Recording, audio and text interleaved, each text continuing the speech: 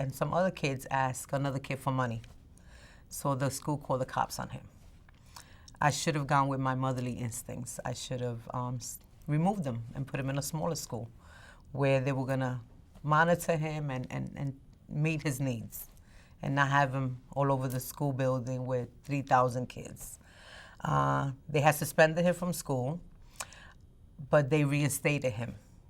Insufficient findings. But because they had called the police department, it became a case. I was back in court. I see two people coming up to me saying that the judge might send him away, but he's a good kid. I don't see any problems. But if he decides, I see him going home, but if he decides, the judge ultimately makes the last decision. If he decides that he's going to place him, then we'll take your son.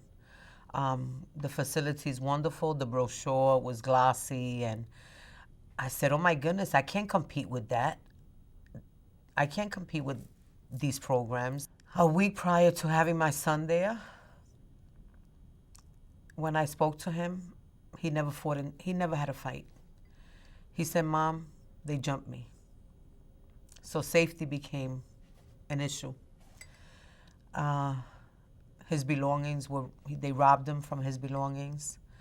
And when I addressed the staff, they want to say it's gang affiliation, when my son was never involved in a gang. My son never fought in the street. My son was not the kid they were talking about. I connected with someone that works there. He said, you need to get your son out of there. That is not a place for your son. You're not going to have the same kid coming back to you. And he was right. I got a son that was angry,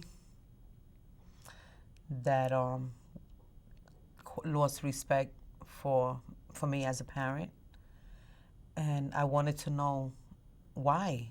What are they doing to these kids in there that they're coming back so angry? And I realized through Justice for Families and Community Connections for Youth, the type of funding that goes into these facilities, and they're not properly using those funds to help our kids come back like model citizens. For reform and restorative justice for young people, parents need to be included in the decision making. Young people we need to listen to what young people have to say. We're disregarding them. We feel that their voice, we're not listening to young people, and we're disregarding families. Families need to definitely be involved.